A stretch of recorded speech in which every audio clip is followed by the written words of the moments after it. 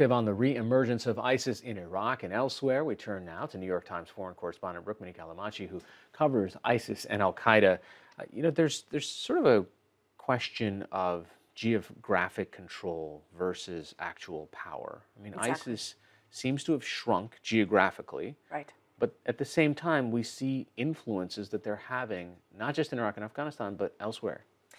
So I think that part of the problem is we have gotten so used to ISIS being a territorial holding entity. The Islamic State, as it was called, is named as such because they wanted to create a state. And at one point, they held a territory that was the size of Great Britain. We have mistaken that for the group itself. And we're forgetting that ISIS, in its earlier form, emerged in Iraq as early as 2002, 2003. And for the first decade or more of its existence, it held no territory at all, and yet was incredibly destructive as an insurgent force. And that is what we are seeing now. It's basically just going back to its insurgent roots. So what was the consequence of that? Because when they had a state, they also had a revenue stream. Yes. They had taxation. Yes. Right. So as that shrinks, I'm imagining there are fewer people paying taxes to Yes. ISIS. Yes. We are expecting a big downturn in their economics as a result of the fact that they have lost the big base of taxation that they had before. I was just in Baghdad a couple of weeks ago, and I met with coalition officials. And unfortunately, the number that they were citing for how much money ISIS still has on hand just in Iraq and Syria is over $300 million. So that gives you a sense of just how wealthy this terrorist group is.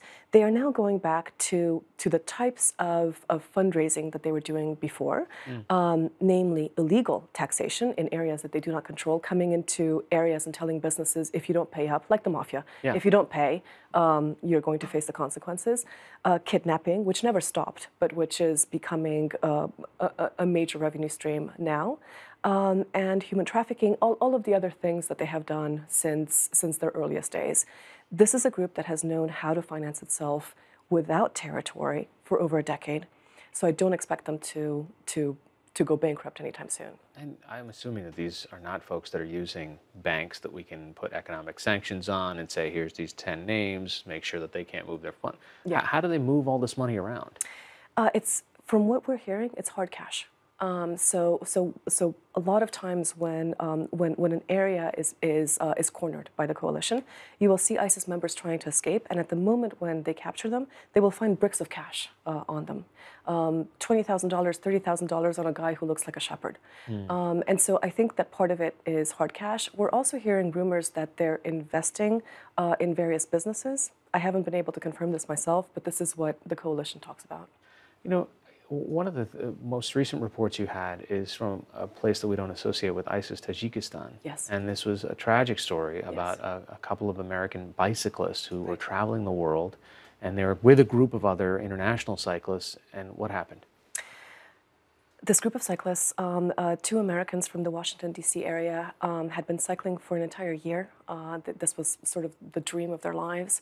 They got to Tajikistan, which is a country that up until this July had a more secure rating in terms of safety than France or Germany. It was a level 1 in the State Department, whereas France and Germany are a level 2.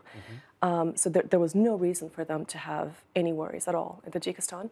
And they were cycling on a well-known route that has become quite popular with tourists.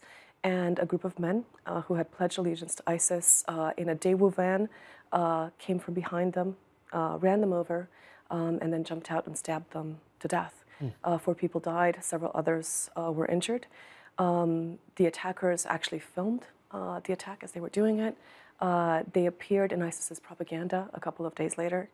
And it was the very first ISIS attack in that country. And we're seeing more and more of this. Before the Manchester attack in England, there had never been an ISIS attack, a successful one, in the UK, even though a lot of citizens of the UK have joined the terrorist group. Similarly, when the Barcelona attack occurred, there had never been an attack in Spain, even though we know that Spanish citizens have joined. So is this part of the strategy then? So if you 100%. can't get into the United States and wreak havoc on the infidels here, Sure. attack everywhere else? That is the promise, that is the threat that ISIS has repeatedly made. And this is a group that has drawn recruits from 100 different countries. So this is what they keep on saying in their propaganda. And of course, it's put out to scare us. But unfortunately, we're seeing evidence that they're making this come true. Tajikistan, again, was a country that was on nobody's radar. However, it had a very large number of ISIS recruits, 1,300. That's on par with a country like France, which has one of the highest recruit bases. And France has had repeated attacks over and over again. And so in a way, it's not surprising that this has happened, but it's been incredibly destructive to that country. They had a burgeoning tourist industry, and of course, these lives that were lost. Rukmini Callimachi of the New York Times, thanks so much. Thank you, Hari.